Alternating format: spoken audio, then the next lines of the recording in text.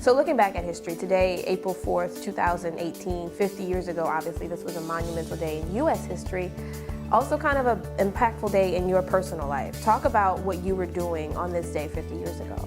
So April 4th, 1968, that was my first day in the studio at WDSU-TV.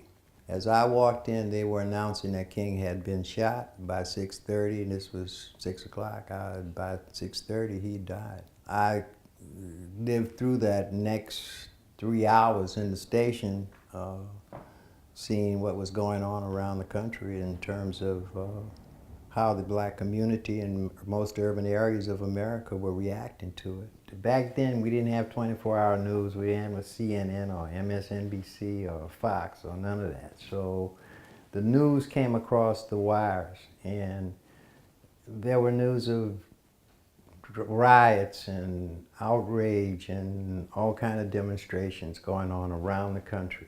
About 9 o'clock that evening, a police officer came to the station. And I overheard a conversation where he was basically asking the news director not to announce what was going on in the rest of the country to people here in New Orleans, because they were fearful that this was going to spark some kind of reaction from the people here.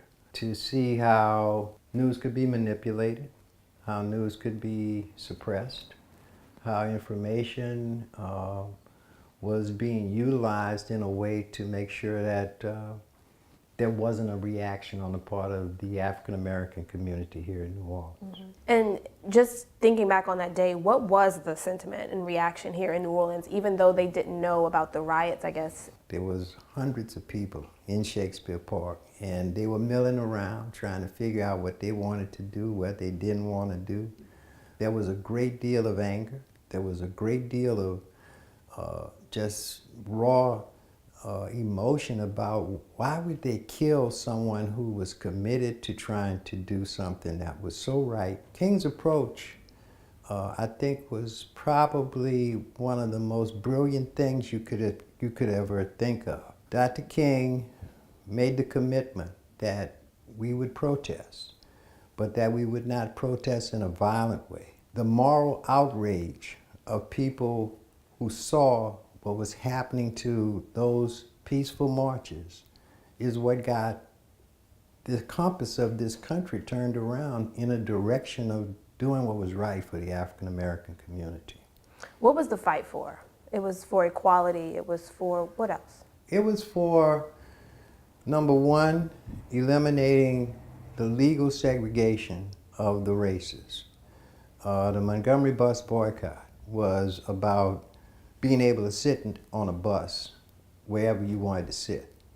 It was about having access to public accommodations.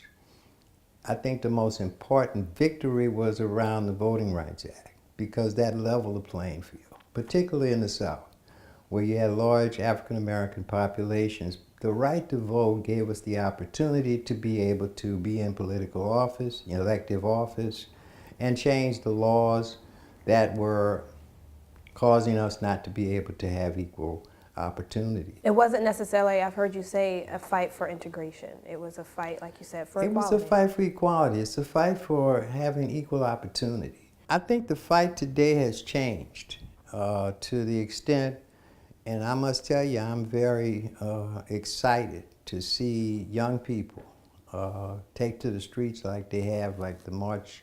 It's kind of reminiscent of the times when you marched and protested?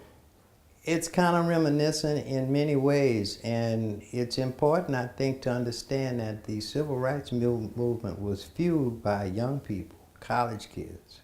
We're talking high school kids now who are in the streets, who are outraged at the gun violence that's happening in this country. I think we're seeing the birth of a new movement in America. I think we still have a very long way to go, but I'm also one of those people who feel that the glass is always half full, and it hardens my heart to see young people now taking to the streets and fighting in many ways for the same things we fought for 50 years ago.